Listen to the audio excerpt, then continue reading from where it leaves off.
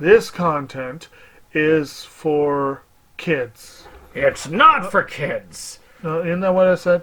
No, it's not for kids. If you are 13 years or younger, this is not for you. Do I have to kill somebody in order to actually make that point across? No, man, you don't have to kill Wait no a one. second. No. When we return to our planet, the High Court may well sentence you to torture. He likes movies, we like movies. SeptumSin versus the world. SeptumSin versus the world. SeptumSin versus the world. SeptumSin versus the world. I'd buy that for $1. Greetings! You're watching SeptumSin vs. the World. I'm SeptumSin. This is Kotobukijake, and we're here to show you what they got. Yes. Well, a couple of things. No Gundam. But let's say you're using Blu-ray.com. But if you are, why the heck are you looking at us? Because Blu-ray.com doesn't get it always right. That's what. And because of our wonderful smiling faces. Exactly. I mean, you gotta have our commentary as well. Mhm. You're not just See, here what for the happened slideshow. was... What happened? So, there's just two oddballs this time. One Just of them is Slow Dancing in the Big City, which I'm looking up and it says release date September 14th, which is just a little bit beyond today. But just in case, I wanted to put it out there. And then, of course, there's a movie called Pesticide. I don't know much about this film. I've got, of course, a picture, but otherwise, I really don't have much on it, and I couldn't find anything. I could not find it anywhere that they're selling it.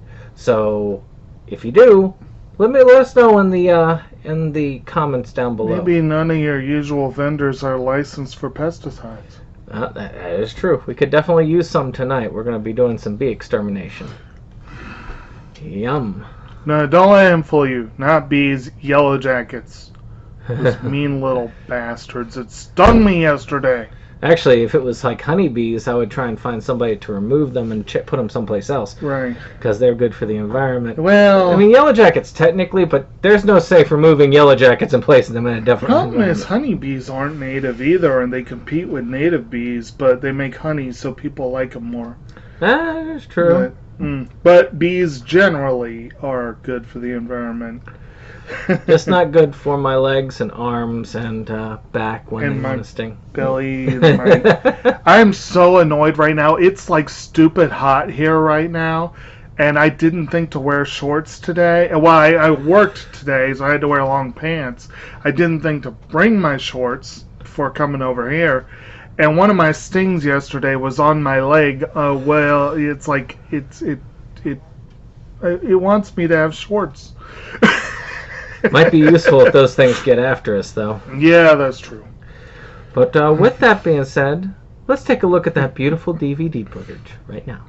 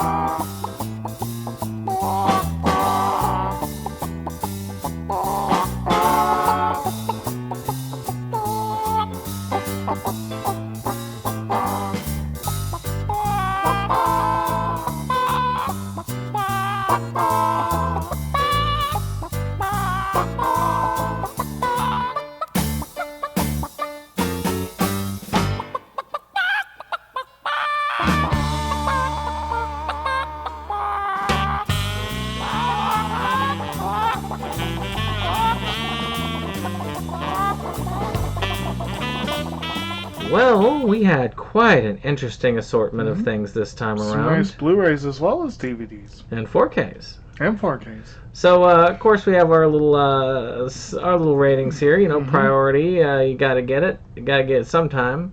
Yes, please. We'll wish list that bad boy. Hope it gets to a good price. If not, well, bye-bye. Curious. I think that says enough. Meh. I get that for $1 or maybe free. Or hell no, never. Nope. And that's a hell no. So let's take a look at what we've got out here. So we're going to start with some anime. I'm going to go ahead and start us with The Wind Rises. Now, Jake and I saw this one in theaters. It was supposed to be Miyazaki's swan song, but no. Well, it was, and then he decided he couldn't stop working. As you do. So this continues the whole, get everything on Steelbook. I think this week it finally catches up to all of it. Maybe. I think so, anyway. But I don't know. I mean, I like this one pretty well, but I feel like if I got one, I'd want to try and get them all. And I don't know if I care much for the minimalistic design. Yeah, these are not the prettiest steelbooks out there.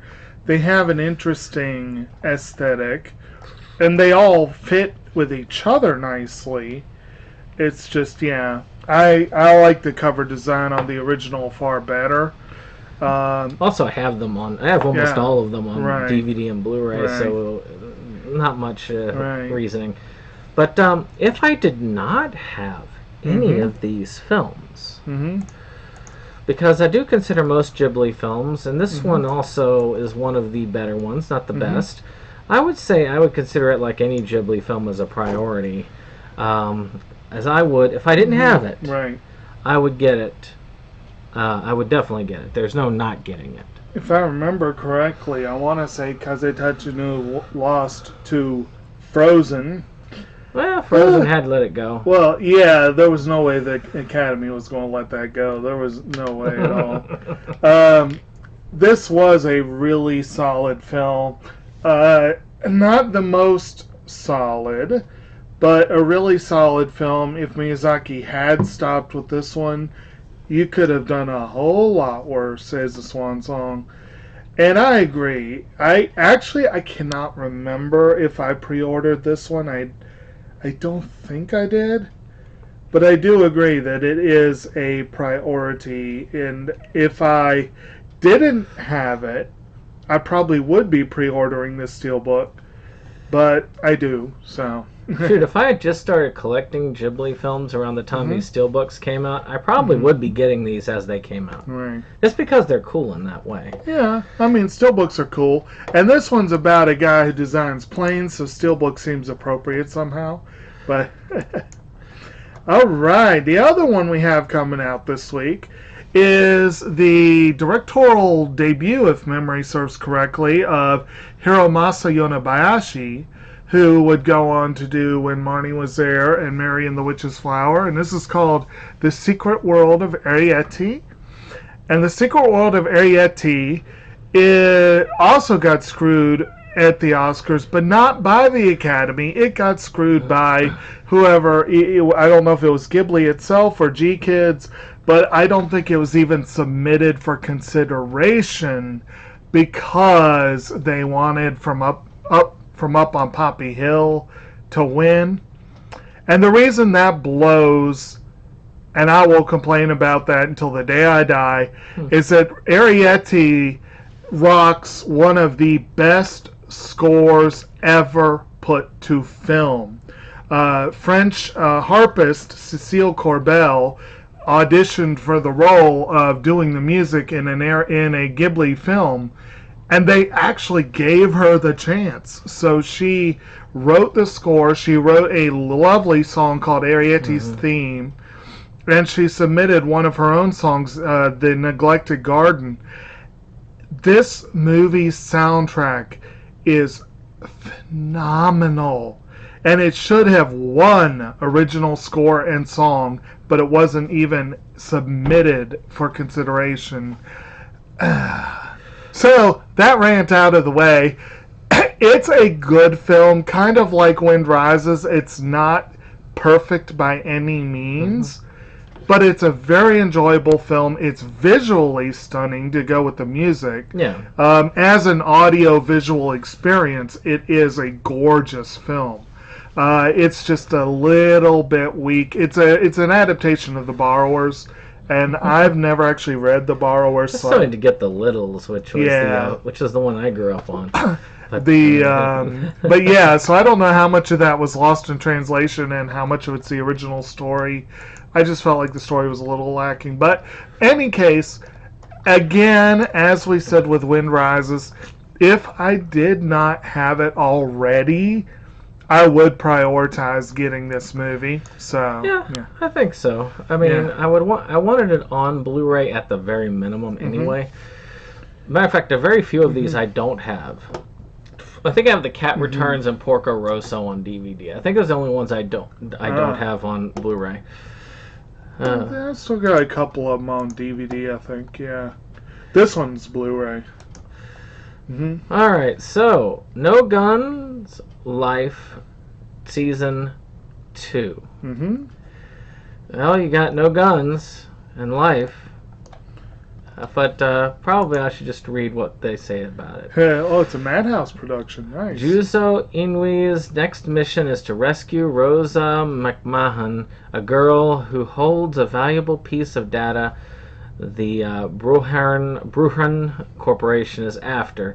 And somewhere in the city, Pepper is determined to make Juzo her property alongside her current gun slave Unit 7. Well... yes, indeed. 13 to 24, the episodes. Yeah, so, I mean, it could be good. I mean, the studio's a good studio. But, I don't know. It's a general curiosity, I will say, for now. Right. And, you know, being a Season 2, when I haven't gotten Season 1... makes it even more of just a curious. Yeah, this one has a so-so rating on IMDb. I mean, not IMDb, ANN. It looks like it could be interesting. I'm not going to break my back trying to get hold of it. But if it came my way, both seasons, like let's say, for example, the current Funimation sale that's going on, let's say next season, No Guns Life is on there like at an obscenely cheap price, I'd probably go for it. So, curious works. Oh yeah, just to let you know, I added Adam to the very end before the criterions, but but towards because it's a lot easier to you can see the number of tabs. Yeah. All right, so okay. Speaking of things that need to come down in price. So not pre-ordering it this we have this week's Aniplex release, which I love the retail price in your. Oh no, they are different. Never mind. I thought they were the same. Anyway, Rightstuf. Well, not Rightstuf. Aniplex of America, that lovely outfit, is continuing on with the enormous financial drain that is known as the Sword Art Online franchise. Specifically, the Sword Art Online Alicization sub-franchise. Specifically, the Sword Art Online Alicization War of Underworld franchise, which contains 23 episodes, plus episodes 0 and 12.5. And a special booklet with the original soundtrack. Nice. For a low price. All for the low price of $230 on sale from $300. I have said before, I watched the first season of SAO. I started season 2 and got about 3 episodes in before life kind of distracted me. I would love to have this series, but there were too many issues that I had with season 1. There's no friggin' way I'm paying these prices to continue on with that flawed of a series. So, but I want it, and I'm really pissed at this, how It's at times like this I'm glad I never bothered to start it. Well, because of this series, because of the price, I cannot go higher than yes, please. I'm really not sure I should go that high. Well, I would get it eventually if I get a hella deal. So I'll put it at yes, please, but that's like, I would have to probably get this set at below 150 before I would jump on it. you know, nothing against the series itself. I've never seen an episode, and I don't want to. But because of everything involved and the cost involved, it's going to have to be a hell no. Because that's probably because free is the only way I'll probably end up getting one of these. So, but no, come on. You got to admit, if someone gave it to you, you would accept it. Oh, of course. That's what I said. Sorry, not hell no, meh. I meant there you go. Yeah. So I'll give it to meh. You would take not. It to a curious. If someone gave you that, you would not shove it back in their face. No, I'd sell it a little bit later on and make some money off of it. Because that thing's worth enough money, I'd probably be able to sell for $100. Make a quick $100. Shoot, you'd probably buy it for the $100 at that point. I would buy this set for $100. Yes. All right, Smile Down the Runway. So again, we've got a very pretty Funimation cover there. So Iko dreams of becoming a top fashion designer, but has family responsibilities and lacks the resources. Chiyuki dreams of becoming a leading model, but doesn't have the height. Thrust into an unlikely high school friendship, they'll work together with the support of friends and family towards their goal of being in Paris Fashion Week. So it's a 12-episode series. It looks entertaining. The premise is cute. I'm guessing that's the short one, and that's the designer. Probably. But, you know, again, it looks cute. It's something I would be reasonably interested in. I would put it as a curious. You might rank it higher, but I'll keep it as curious. That's kind of sad to say shorties can't be models. I'll give it a curious. It's not one I have a burning desire to see, but it looks like it could be interesting. He's amusing. Yes. Alright. So, that's all the anime, huh? Yep. Okay, so we had an interesting phenomenon this week where we had two completely different, unrelated movies related to Adam somehow. We'll bookend them. Yeah, we'll bookend with them. So we're starting with this one. This is a film by Paul Schrader that's got Jeff Goldblum and Willem Dafoe. And it's called Adam Resurrected. And it has something to do with World War II. And that's, I really don't remember. Let's see here. Tormented in a World War II concentration death camp by a high-ranking Nazi officer, who apparently Willem Dafoe, well, that seems like an appropriate role for him. Adam spends the next 15 years tucked away in a remote experimental insane asylum with fellow Holocaust victims. And he uses his amazing magic and comic skills to entertain the residents and develops a relationship with an attractive nurse. Ooh. Etc., etc., etc. Derek Jacobi co-stars. That's pretty awesome, too. Goldblum, of course, is the main character, apparently. That sounds pretty interesting. It sounds like, what's the one? We were talking right before we started about films that our fathers recommended to us or showed us, and I feel really bad that I can't think of the one that I'm thinking of, that my dad, but it was about people in an insane asylum during wartime. I think it was set in Italy. Does that one ring a bell? No, because every time I think insane asylum from older films, I think Cuckoo's Nest. Well, yeah, I think most people do. Oh, geez, this is going to bug me until I think of it. But at any rate, that description got me thinking about that film. But it looks interesting. I mean, Goldblum's great. Dafoe is great. No one really plays a villain quite like Defoe. And it could be interesting, so I give it a curious. I can go with that. All right. Moving on. Batman: The Long Halloween Part 1. I had a friend who was obsessed with this story. Yeah. So I eventually did get the graphic novel. I still have the graphic novel sitting on my bookshelf.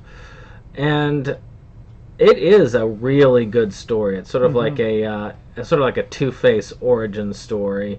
And it is really good. Now, these adaptations are hit or miss in how they cover it. And I am glad that they're doing it in 2 parts. Because I really don't want them to try and stuff everything into one movie. Right. So my hope is that it turns out good. I still need to get the Death in the Family one, which was on sale. Hopefully they will justify the full length of the 2 parts and not try to throw extra stuff in. Yeah, they shouldn't have. I mean, again, they don't have to. Right. There's plenty of Right. material. But you never know. You're right. I mean, Killing Joke, I understand because, well, they should have just done a short. They should have just, But Killing Joke was a short enough story that you had to kind of add filler to if you wanted to make a full-length film. This, no. Yeah.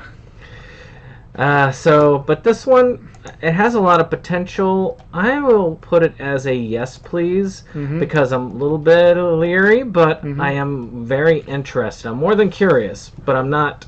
I gotta get it. I'm gonna put it on wish listing.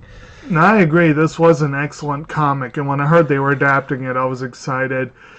Unfortunate and morbid postscript to this is that Catwoman is played by the late Naya Rivera, who played Santana on Glee, and passed away last year at 33 years old.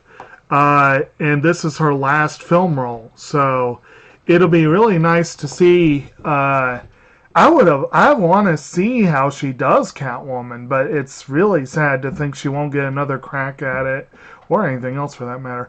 But this one, I can go yes, please. I would not pay full price, but I will be looking for it. Like say Black Friday, if it's $15, I might get it. If it's 10, God, yes, I'm like I getting said, it. it's one of those that you bookmark so that you check right. and see if it lowers on the price. Exactly.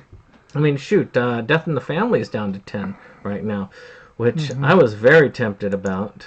Yeah. So, there you go. Okay, so next up we have a film.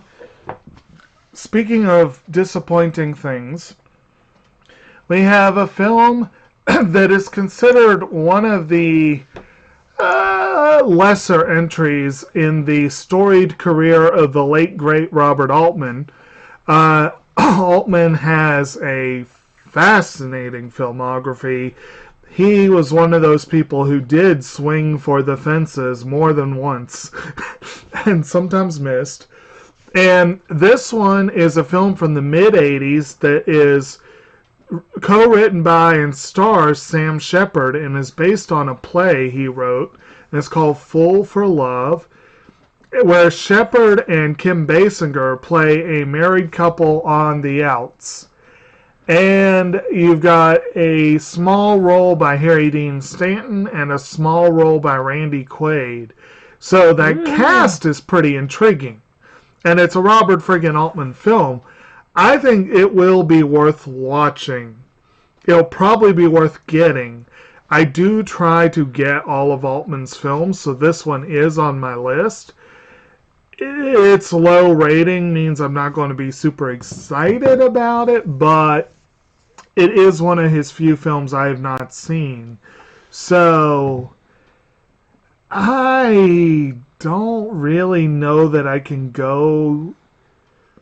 Well, I will get it eventually, so yes, please. Alright, let's see.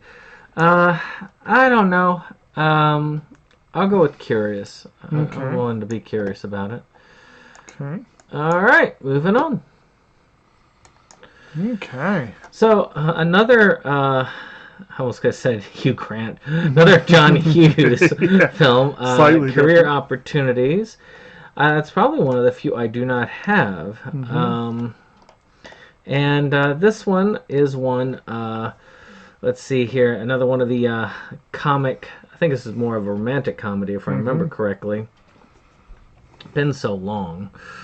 Oh, Wheelie stars as Jim Dodge, a smooth-talking, small-town guy with a knack for putting up a front, but no talent for holding down a job. But Jim's life suddenly takes a turn for the fantastic when he finds himself locked inside a local department store one night with Josie McClellan, the daughter of the town's wealthiest citizen.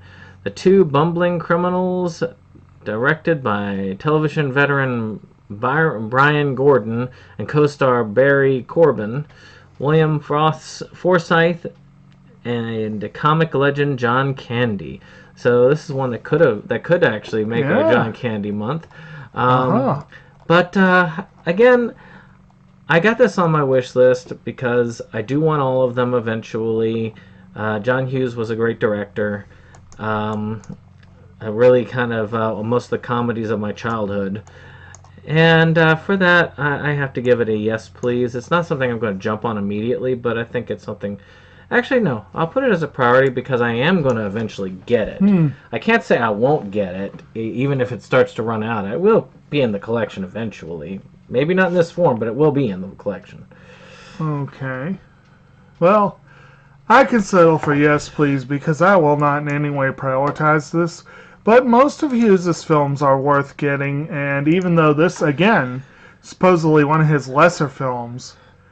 okay, I found it. That was the one I was trying to think of. Oh, yes. King of Hearts, Actually, my mother showed me that one. Yeah. So that was a... we got it! King of Hearts, there we go. I swear I gave it away, too. Oh. Let's see here. Okay. It's your turn. It's my turn. I thought it was. Georgetown. Notable as a film directed by, and I think it's the directorial debut of our double Oscar-winning actor Christoph Waltz. And it co-stars not only Waltz, but Vanessa Redgrave and Annette Bening. So on star power alone, this is probably worth watching. From what I understand, it has something to do with the upper society in the DC burbs, basically. I don't know a great deal about it. It has a modest rating. DVD but only. I am strongly curious about this being a film directed by Waltz. There we go. And it's sort of a murder mystery, apparently. It could be fun. It could be fun. It looks like, I mean, anytime you see Waltz wearing an eye patch in a suit, you know something might be interesting. So let's take a look at the price. What was the price again? The pricing, That's 14. not bad. I mean, it'll probably go down. And That's not bad for a DVD. I'm going to give it a strong curious. I can't really give it higher than that, but Georgetown where? I don't see it. Oh, there it is. So what are you giving it? I said curious. Curious? Yep. I can go with Quite curious. Yep. Alright, moving along. Haha. Alright, so we're back again because I covered this not long ago. You did. And I guess it got pushed back. So Was it this release that we covered? Yep. Okay. Again, CB4, great mockumentary, great Chris Rock film. I'm not going to say much more than that just because I talked at length last time about it. But it really is worth your while. I would put this as a yes, please, because it's a really good movie. I wouldn't necessarily say I have to have it in the collection, but I'm glad I do. So if you find it for a good price, I would say definitely get it. It is a great film. I would say I was a little underwhelmed when I saw it, but I do agree that it's worth having. I can stick with a yes, please. All right. Moving on. Okay, next up we have a film that a Shout Select release, apparently, of a film written by Charlie Kaufman, and directed by Michel Gondry. And unfortunately, no, it's not Eternal Sunshine. It's a film, or at least I believe Gondry directed this, if I remember correctly. It's called Human Nature. And it, I believe this was Kaufman's first script following being John Malkovich. Not much. What happened? I was looking to see if they had anything on it. Well, basically, I think IMDb's description was something like, a woman is in love with a man who's in love with another woman, and they all have designs on a boy who was raised as an ape, I think was their description. But basically, you got Tim Robbins, Patricia Arquette, Reese Ifans, a number of other people. You got the Miranda Otto, Rosie Perez. Anytime you've got Charlie Kaufman, Michel Gondry, and Spike Jonze involved in a product, you know it's going to be weird. Arquette plays a woman who produces copious amounts of body hair. Robbins is like a goofy lab scientist type. Ifans is the kid who was raised as an ape. I watched the trailer for this and I was like, that looks goofy and amusing.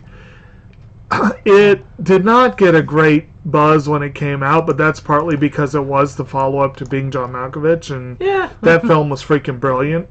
So this one has been on my to-watch list for years. It's been on the to-get list for years.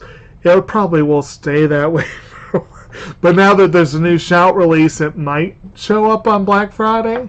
So I do want to get it, so I will go with a yes, please. But I won't be paying a lot for it. I can say that. All right. I'll give it a curious. Okay. Let's see here. Okay. All right. So another one we covered very briefly in our corrections Department of Corrections segment, which was the Eurocrypt of Christopher Lee. Now we're actually at the date of its release. Hard to believe. Let me see if it has the listing down below. So we've got a whole bunch of the a lot of his earlier horror, Crypt of the Vampire, Castle of the Living Dead. Let's see. So you got Donald Sutherland in that one. Yeah. Sherlock Holmes and the Deadly Necklace, The Torture Chamber of Dr. Sadism. This is like one of Dave's films. Challenge the Devil. Let's see. Theater Macabre. Let's see. Castle of the Living Dead. And that's it there. But that's 24 episodes that survive, apparently, of Theatre Macabre. Yeah. So, it's kind of cool to have some of this stuff. I love Christopher Lee's Hammer stuff, and I think that he is just a really cool actor in general. I'm not going to be paying $104.99 for this, but it does have my curiosity. Who releases this set? Let's see. Who indeed? Who indeed? Looks like Severin. Yeah. So another reason for it. Actually, that's a pretty cool set for Severin. Yeah. So I've got it as a curious, maybe on the border of yes, please, but not quite there. I admit I'd like to have a bit of Severin just for the potential collectability, and this looks like it could be quite interesting. It'd be interesting to see Sutherland before anyone ever heard of him, especially in a European film. Yeah. Okay, what do we got next? All right, let's see. All right. Okay, speaking of boutique releases of foreign films, we have an Arrow release of the film by Yasuzo Masamura, which is called Irezumi. And from what I understand of this, it has something to, well, it's about revenge, I know that. But let me see if they got a description here. It's a stylish tale of lust, betrayal, and revenge. Stars Ayako Wakao, the daughter of who stars as Otsuya, the daughter of a rich merchant who is tempted by her lover Shinsuke, a lowly employee of her father's, to elope. During their flight, Her beauty attracts the gaze of Sekichi, a mysterious master tattooist who sees her pristine white skin as the perfect canvas for his art. As he do, you know. The image of the large demonic spider that he emblazons across her back marks her as the property of another man, radically altering her relationships with all around her as her personality transforms under its influence.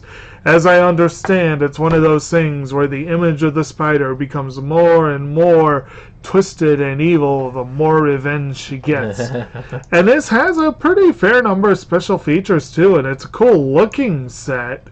Arrow is really good with that. They are really good with those releases.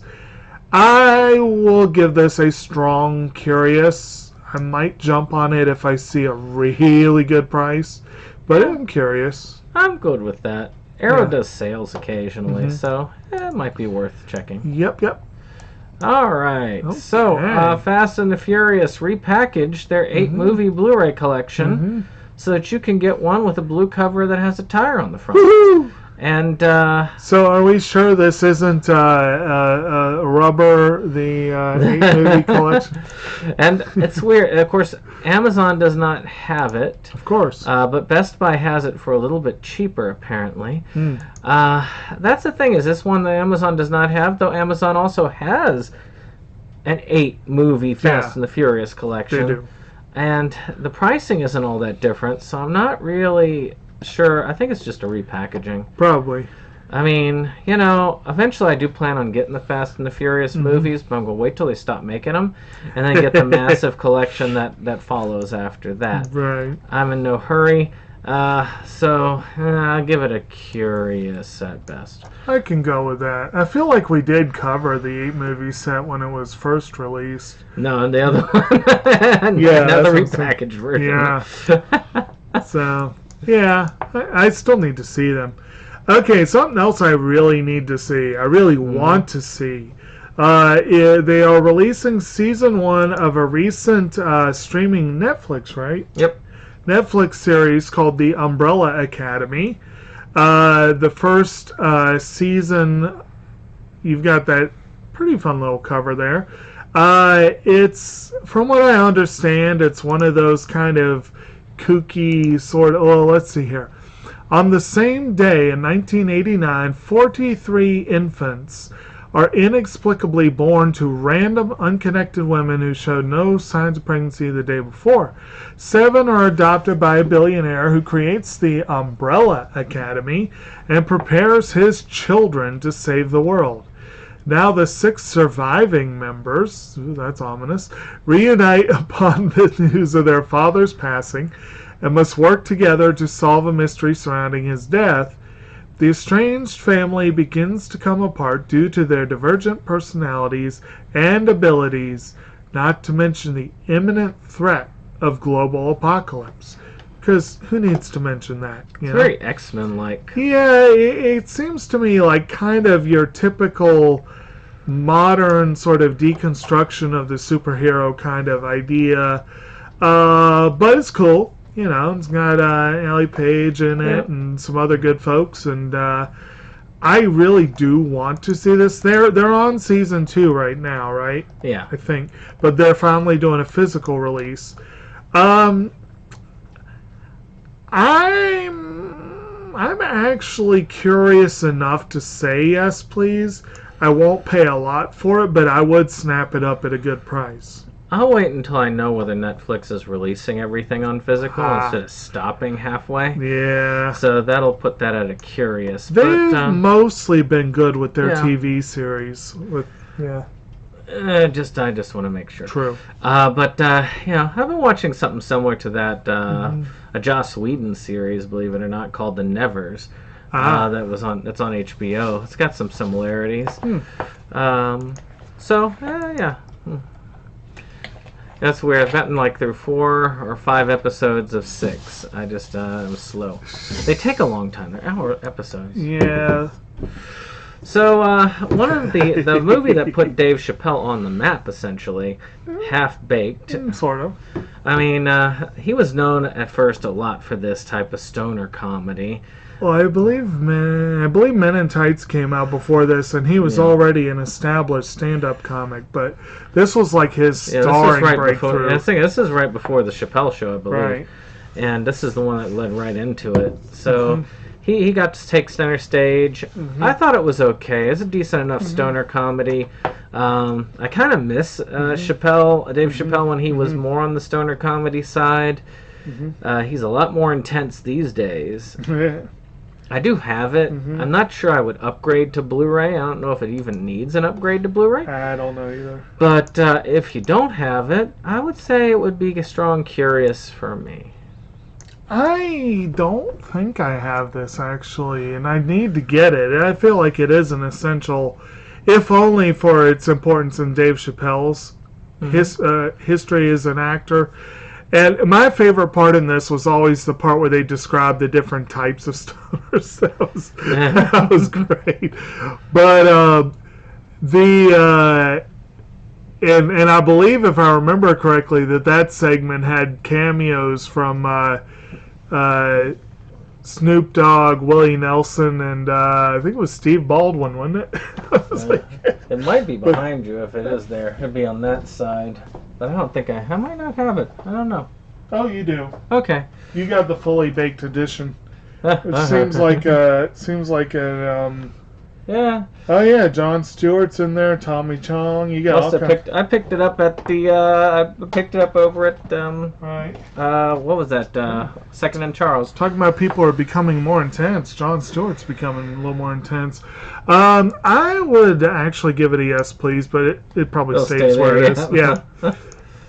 Okay. Right. So what happened was, so we have a film here called What Happened Was, directed by and starring Tom Noonan, of all people.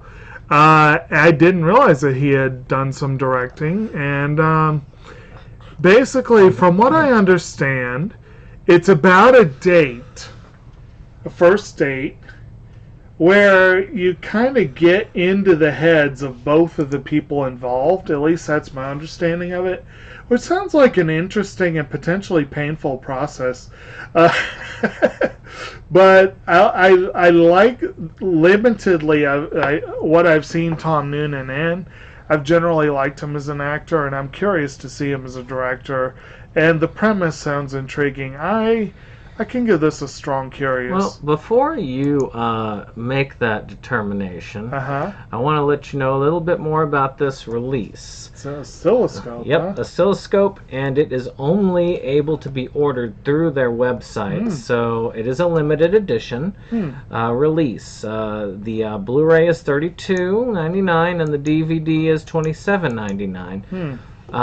So if you really want this is one of those that you will have to jump on, because it likely will not be there much longer. At least not on physical. Right. So does that change your rating from Curious at all, or you want to still keep it there?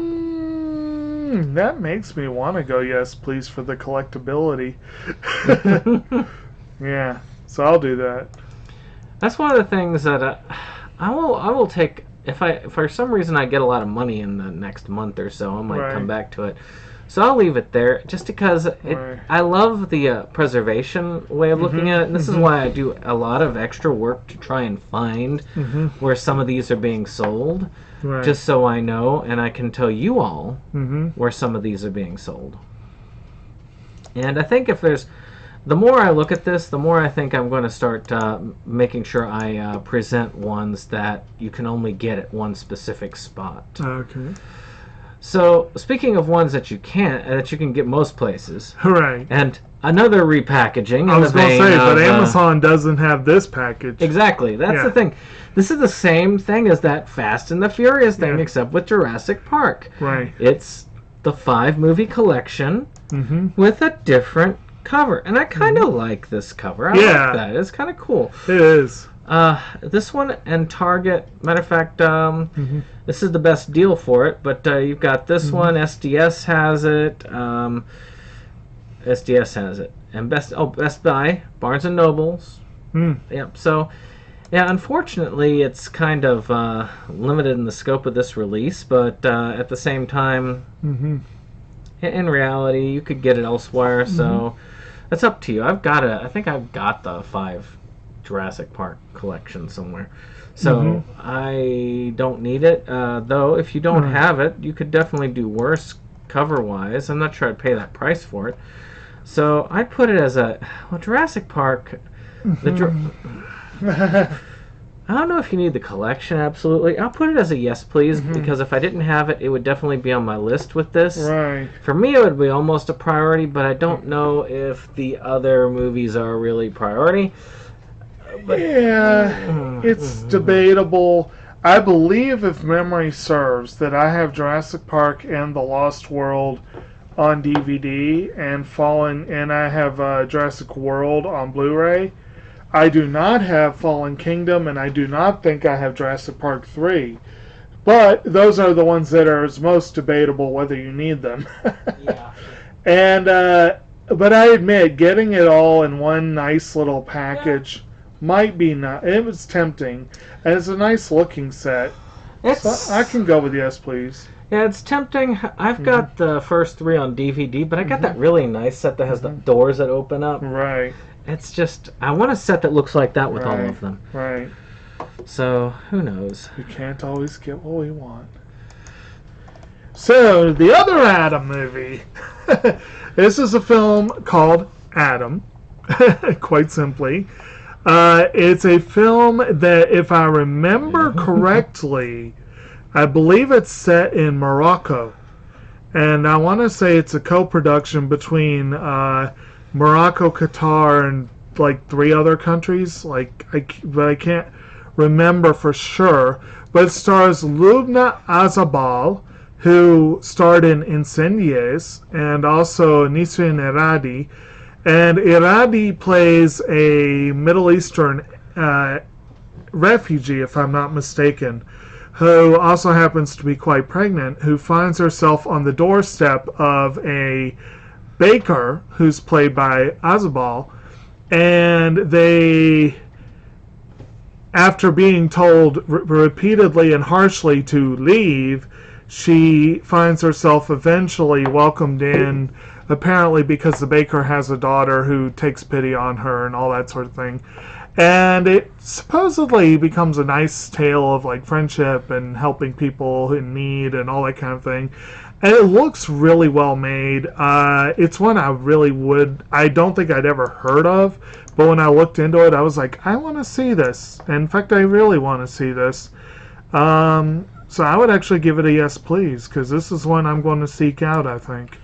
I'm going to put it as a curious, strong note, DVD release only. That's unfortunate. And not available on Amazon, only available Walmart, oldies.com, and Target, to my knowledge. That's a random assortment. So, just as a heads up to you collectors out there if you're looking for it. As we said before, though, oldies.com has some really random stuff. Actually, it's been gaining in prominence with what it's. You never know; it may overtake Amazon in the future for what it offers. Right. Because there's going to be a hole in that void. Right. So, speaking of foreign films, The Man Who Sold His Skin, which was, by the way, a nominee for Best Foreign Language Picture. Which country was it that? I can't remember, but I believe the main dude is a Syrian refugee, right? Yeah, it's about a Syrian refugee who essentially he tells a joke about the leader of the country and gets kicked out. Basically, gets exiled because of it.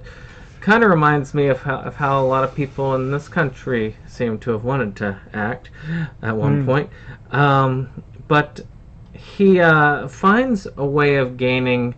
Because nobody wants him. Because the Syrian refugee, nobody wants him. And so this artist says, I'll tell you what, I'm going to make you into a living piece of art, and then you can go where you want. And make money.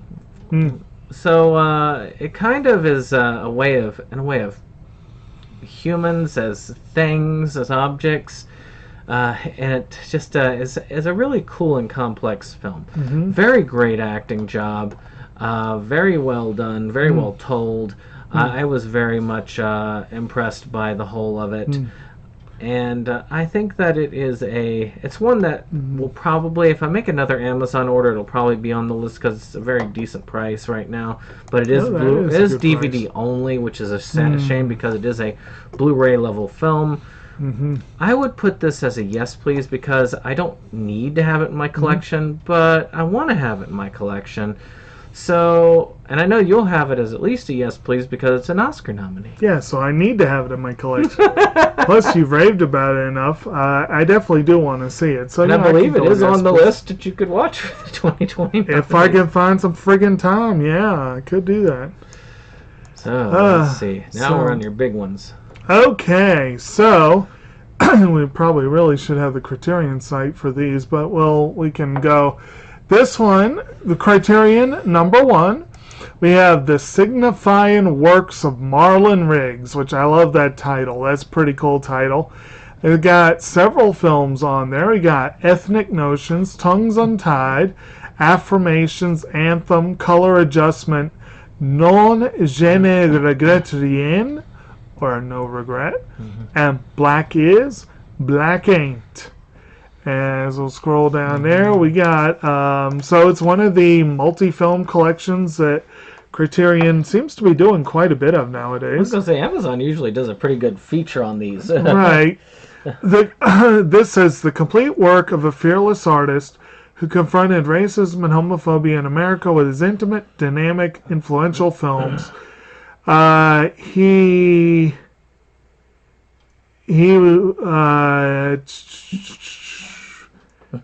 These are kind of generic descriptions of his type of work, but basically this is something that probably would hit not only kind of the African American community, but the LGBTQ community as well. From the look of it, he brings together his complete works, including his controversy-inciting queer landmark Tongues Untied, and Black Is, Black Ain't, his personal career summation, traces his artistic and political evolution, whose work is both an electrifying call for liberation and an invaluable historical document. Now, I can't pretend that I am super familiar with any of this. I'm not. But I have to admit, this falls squarely in the category of things I would like to get for the collection. And again, I love the name of that set. I just love that title. And it's going to be pricey. What's Amazon got it listed as? Amazon has it listed for $34.99, Really? which means now that's probably what it's going to go for on the Criterion sale because they usually have a pretty low price on it, and they've got the suggested price of $50, so that's not bad. That's actually pretty friggin' cheap for one of these Shoot, sets. that's almost that'd almost be a go grab it now type price. Yeah, almost. Let me see But what yeah, that Criterion might be has what. it on. Yeah. So let me see here. Actually, I can just take that and then put that there, and we'll just say Barnes and Noble because that's where most well, of you us know are. that's going to be pricey. It's usually slightly cheaper on there. So there we go. We got that. So there we go. Here we go.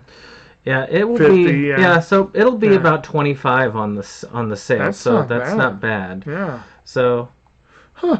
Okay. And that's We the best all way to go learned look at it something. because we'll be getting it usually from here on the sale. So there you go. Exactly. That's actually not a bad price. Yeah. Oh.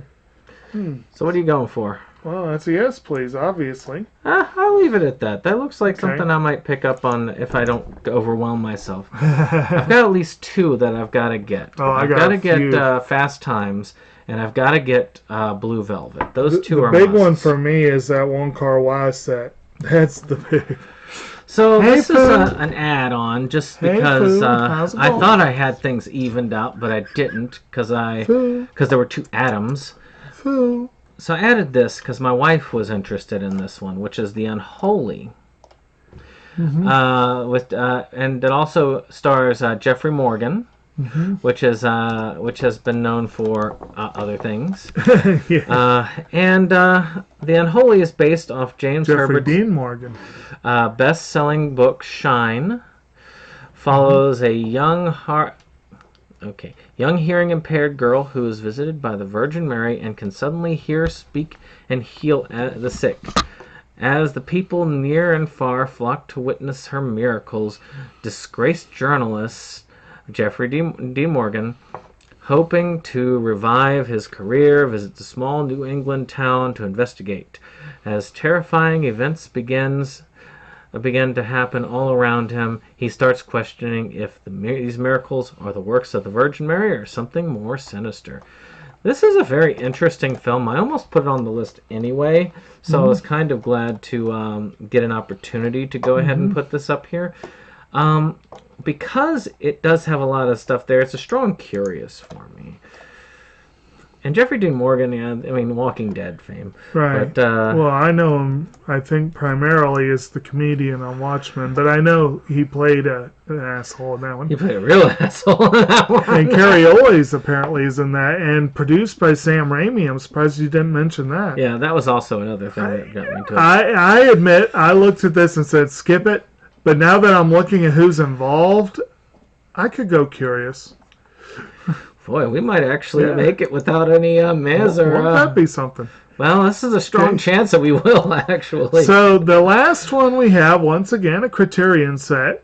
And this is a multiple film collection as well, called Visions of 8, which has The Beginning by Yuri Ozerov, The Strongest by Mai Zetterling, The Highest by Arthur Penn, The Women by Michael Fleghar, The Fastest by Kon Ichikawa, The Decathlon by Milos Forman, The Losers by Claude Lelouch, and The Longest by John Schlesinger.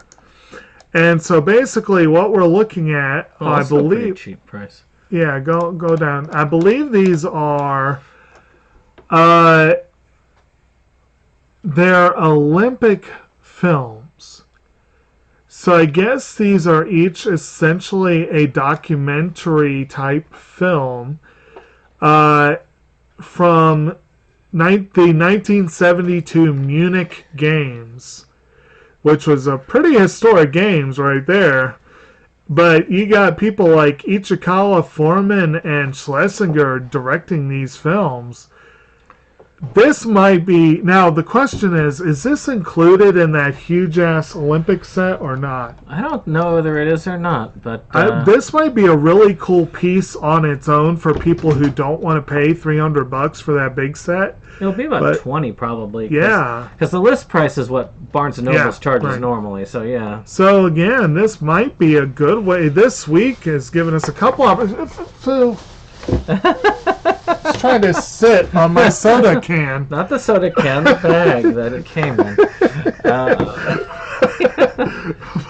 He's like, what? But yeah, that could be pretty fun. I'll go yes, please with that. I'll go with curious. Okay. And, we had actually a pretty good... Not a single meh or hell no. I almost... I dragged something down because I did meh, but that was for Sword Art Online. Right. But because you actually have a piece... Actually, if you didn't have any piece of it, you'd probably put curious instead of yes, please.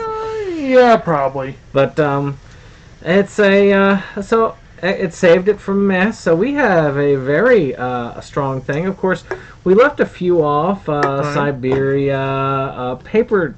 What was it? Paper Dragons? I'm surprised you left the Strike Commando ones off, or the Strangeness. Yeah, some interesting things. But or Andy Warhol's Dracula. I actually tried my darndest to keep things there. Right. But the Andy Warhol's Dracula is another one that's only available on the site of the people who made the film. The rest of them are available pretty widely. One that I almost mentioned, and I'll give it a quick shout out. The Wiggles. Is for those who think young, which came out the year the Gilligan's Island debuted, and it stars Bob Denver and Tina Marie. So you got Gilligan playing a guy named Kelp, and Ginger. And the film also has Nancy Sinatra. I was really tempted to put that on my list, but I was like, yeah. But overall, yeah, we had a pretty fun bit this week. I think we do some good things with that. All right. Well, I hope you've enjoyed this. Of course, if you like it, hit that like button, hit that subscribe, and of course, share. But most of all, we'll see you on the next one. Goodbye. Bye.